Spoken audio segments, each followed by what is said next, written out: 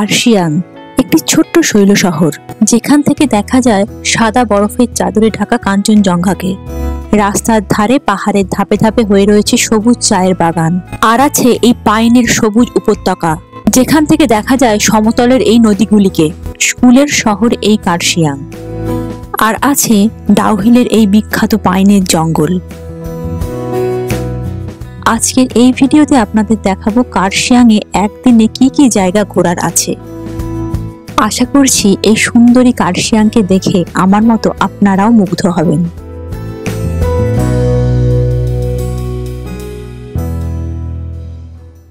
আজ আমাদের কার্শিয়াংয়ে দ্বিতীয় দিন, আর এখন কার্শিয়াং টুরিস্ট লজের রেস্টুরেন্টে আমরা এসেছি ব্রেকফাস্ট করতে। আজকে আমাদের ব্রেকফাস্টে আছে toast, butter, jam, egg poach, কলা, গুলাব জামুন,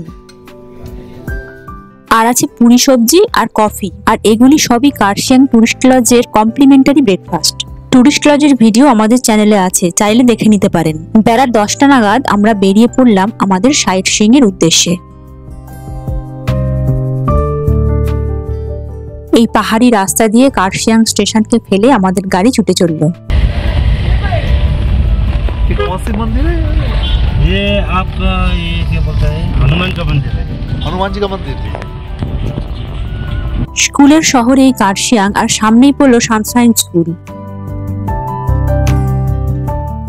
কথা বলতে বলতে পৌঁছে গেলাম আজকে আমাদের প্রথম সাইট সিইং এর স্পট ইগলস ক্র্যাগে। আজকের আবহাওয়া একদম ঝকঝকে পরিষ্কার, মাথার উপরে একদম নীল রঙের আকাশ। এখান থেকে দেখা যায় মকাইবাড়ি চা বাগান, পাংখাবাড়ি রোড।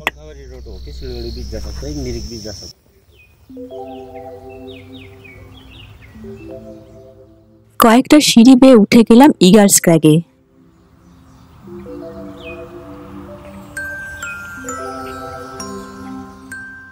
আর ঢুকেই ডান দিকে আছে ইগলস ক্র্যাগের টিকিট কাউন্টার।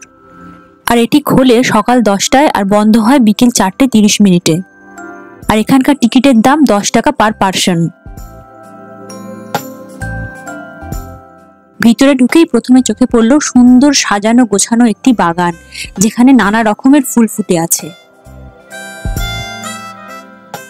আর এর সামনেই আছে গোর্খা ওয়ার মেমোরিয়াল।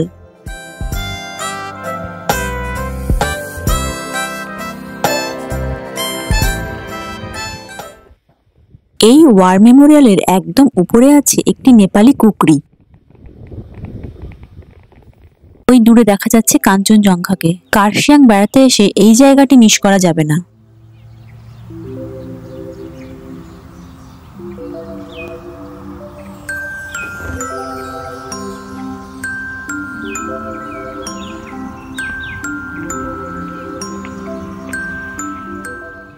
এই সিঁড়ি দিয়ে উঠে দেখলাম এখানে আছে কিছু নিয়মাবলী।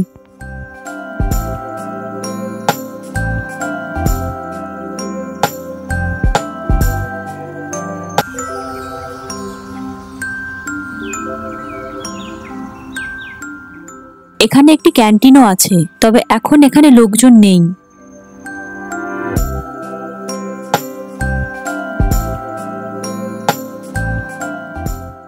আর আছে এখানে এই ওয়াটার রিজার্ভার। এখানে সারা শহরের জল স্টোর করা থাকে।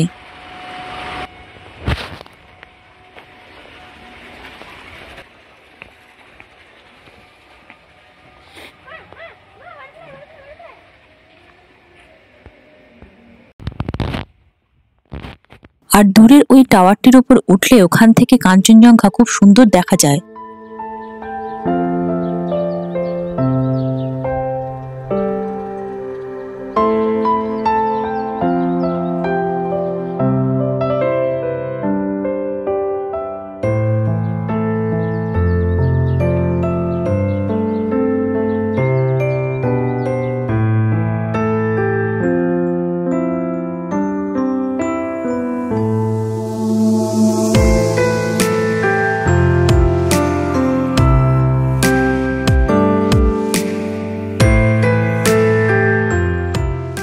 দূরে ওই পাহাড়ের দৃশ্য তো খুবই সুন্দর।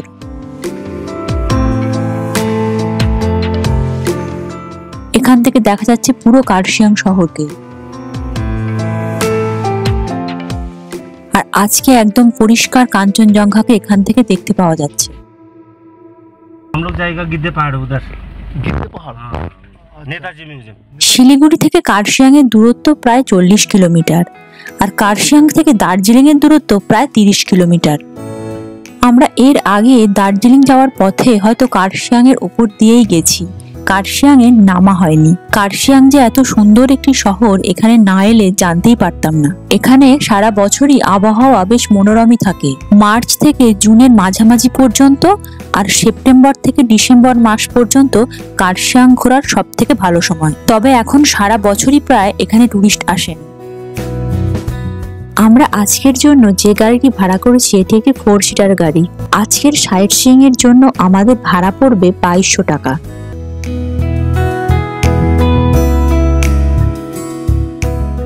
আবার রাস্তার ডান দিকে পড়লো Saint Antony school girls section. আমরা প্রথমে যাব নেতাজি মিউজিয়ামে।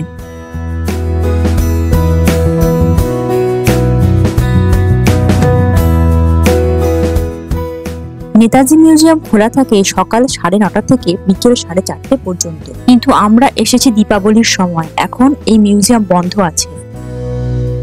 আমরা একটু আশপাশটা ঘুরেই দেখি।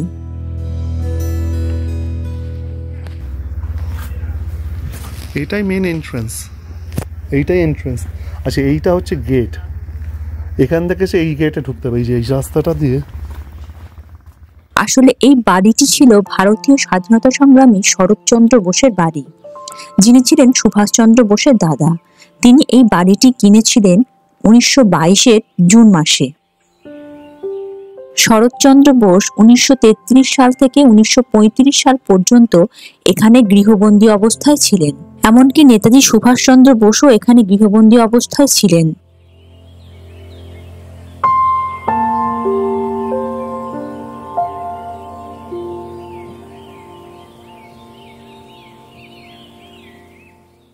আর এই দেখুন, এই হচ্ছে সেই ক্যামেলিয়া গাছ যেটি শরৎচন্দ্র বোস নিজে হাতে 1934 সালে বসিয়েছিলেন। নেতাজি এখানকার এই শান্ত পরিবেশ এবং প্রাকৃতিক সৌন্দর্যকে খুবই পছন্দ করতেন। 1938 সালের হরিপুরা কংগ্রেসের সভাপতি হিসাবে তিনি যে স্পিচটা দিয়েছিলেন সেটা তিনি এখানে বসেই লিখেছিলেন।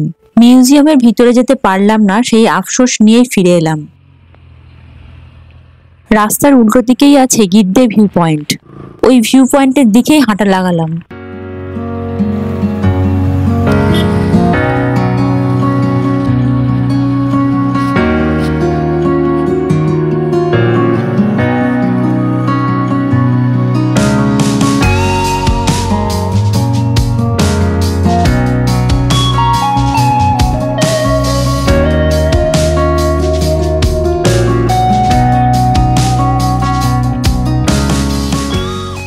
এখান থেকে দেখা যাচ্ছে সমতলের নদীগুলিকে।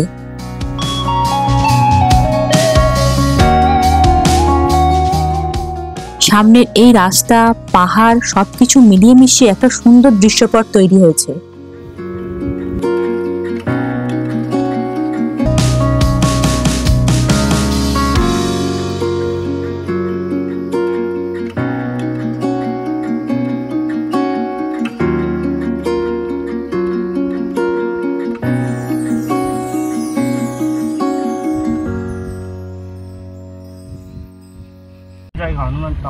হনুমান টক সবচেয়ে উপর है, सबसे ऊपर। হনুমান টক যাওয়ার পথেই আমাদের ড্রাইভার দাদা আমাদেরকে দেখালেন মিঠুন চক্রবর্তীর হোটেল দ্য কাইজার ভ্যালি।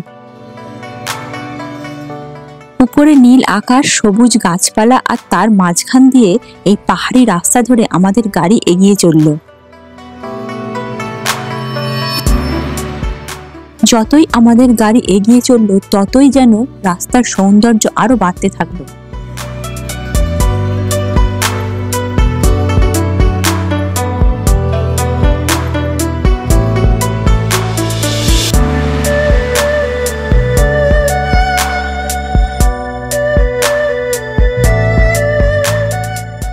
বেশ খানিকটা চড়াই রাস্তা অতিক্রম করে আমরা চলে এলাম হনুমান টক পর্যন্ত।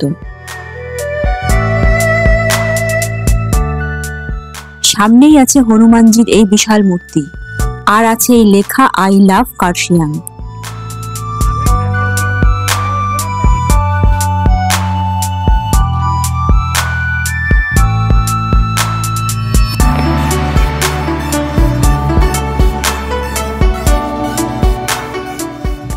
আর এখানে আছে একটা বেশ বড় চায়ের বাগান।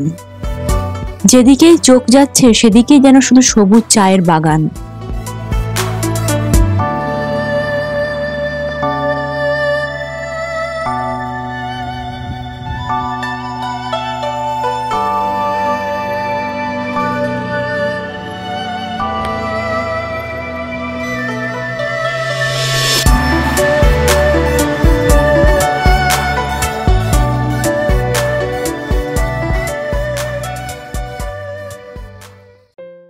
হনুমান টক থেকে বেরিয়ে এবার আমরা যাব ডাউ হিলের দিকে।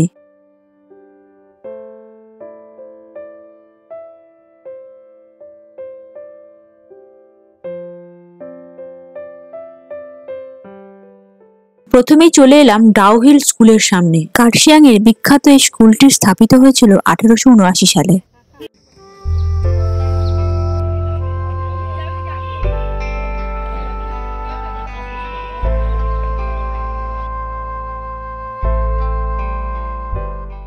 এবার আমরা যাব ডাউ হিলের পাইনের জঙ্গলে।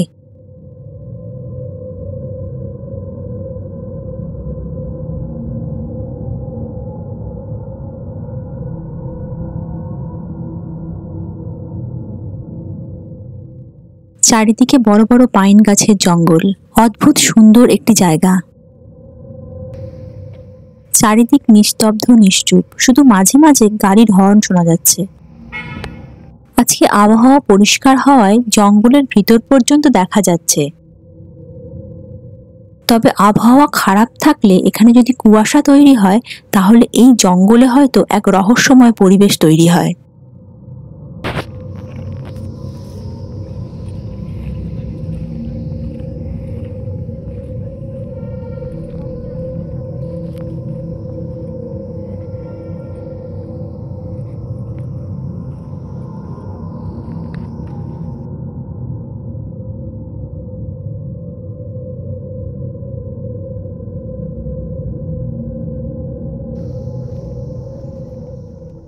এখন আমরা যে রাস্তার উপর দিয়ে যাচ্ছি এই রাস্তাটাই ডাউ হিলের হন্টেড রোড নামে পরিচিত।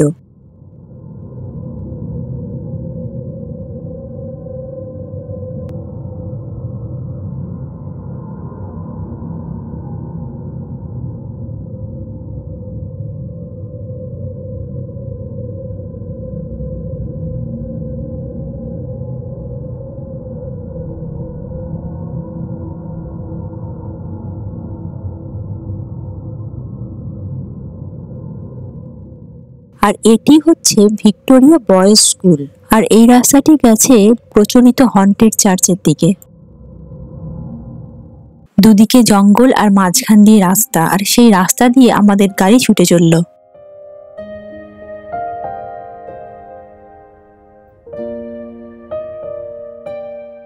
আজকের আবহাওয়া এত পরিষ্কার যে চারিদিকে একদম ঝকঝক করছে। আর এত সুন্দর রাস্তাকে আমি আমার ভিডিও থেকে কিছুতেই বাদ দিতে পারছি না।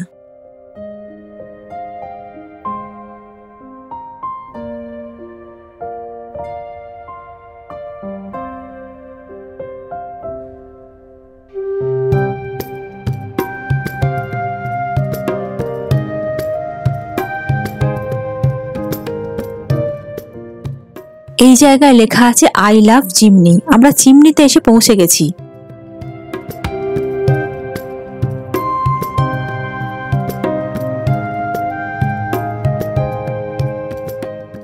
আর এখান থেকে যে ভিউটা দেখা যাচ্ছে সেটা মুখে বলে বোঝানো যাবে না।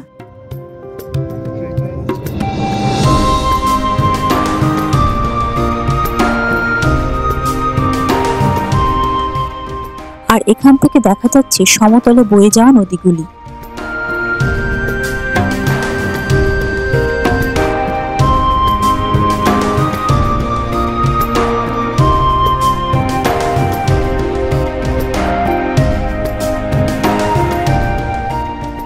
কার্শিয়াংয়ে এলে এই জায়গায় একবার দাঁড়াতেই হবে।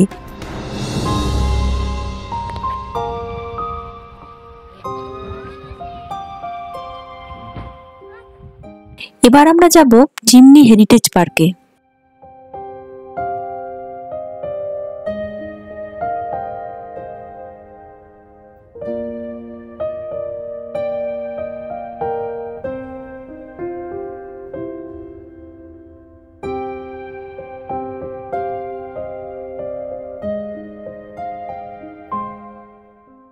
ঘুরতে ঘুরতে দুপুর হয়ে এসেছে, তাই খিদেও পেয়েছে। এমনি হেরিটেজ পার্কের উল্টো দিকেই আছে এই রেস্টুরেন্টটি।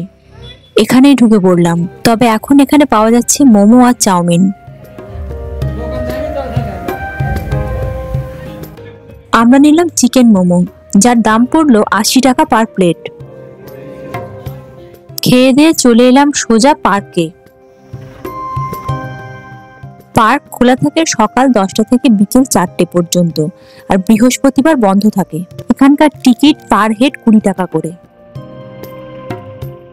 1839 সালে ব্রিটিশরা এই জায়গায় একটি ডাক বাংলো তৈরি করেছিল, আর এই চিমনিটি সেই ডাক বাংলোর চিহ্নস্বরূপ এখানে এখনো রয়ে গেছে। এই চিমনি থেকেই এই গ্রামের নামও হয়ে যায় চিমনি। চিমনির চারপাশে সুন্দর করে সাজানো গোছানো একটি পার্ক তৈরি হয়েছে। লাল রঙের এই চিমনিটির উচ্চতা প্রায় 24 ফুট।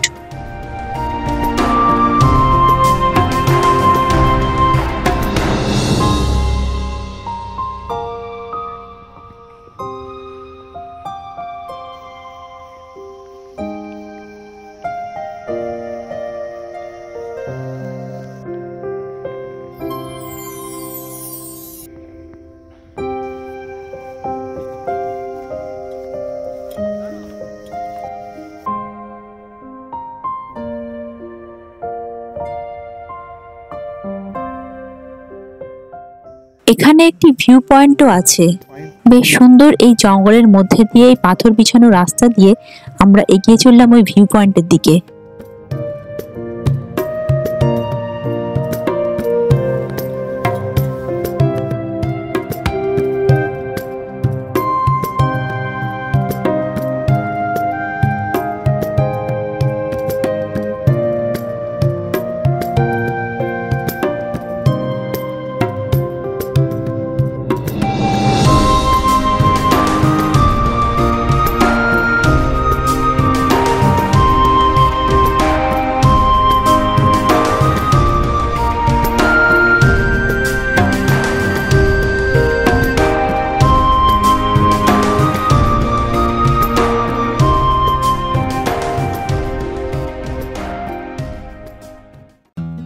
এখানে আছে একটি পাইনের উপত্যকা, আর আমরা এখন যাচ্ছি ওই জায়গাটাতে।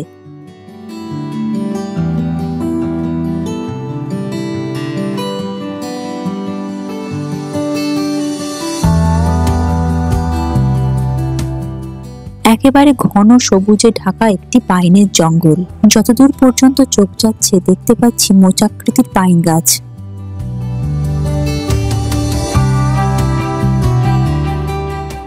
এত সুন্দর রঙিন একটা রাস্তা দেখে আমি তো একদমই আশ্চর্য।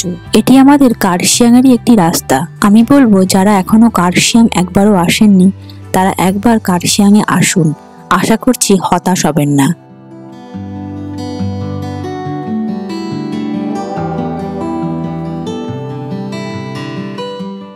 আমরা চলে এসেছি মার্গারেটস ডেকে। মার্গারেট কথাটি এসেছে মার্গারেট অফ টি গার্ডেন থেকে। এটি গুডরিক গ্রুপের একটি টি লাউঞ্জ।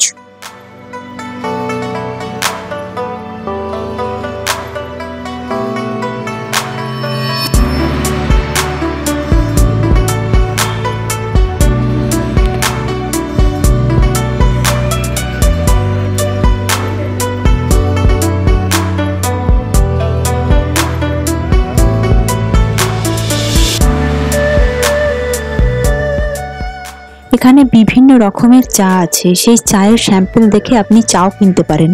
आसाम टी जैसा स्ट्रॉन्ग सा नहीं होता है, दार्जिलिंग टी में सबसे स्ट्रॉन्ग होता है।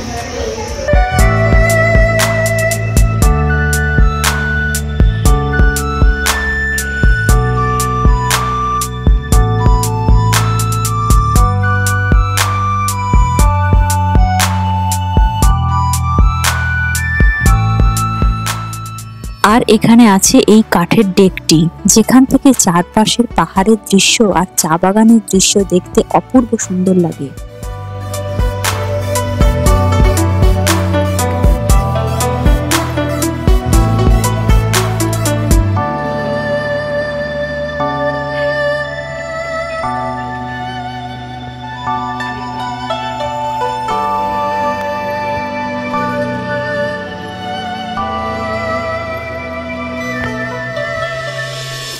এখানে আরো আছে একটি রেস্টুরেন্ট, যেখানে সারাক্ষণই ভিড় লেগে থাকে।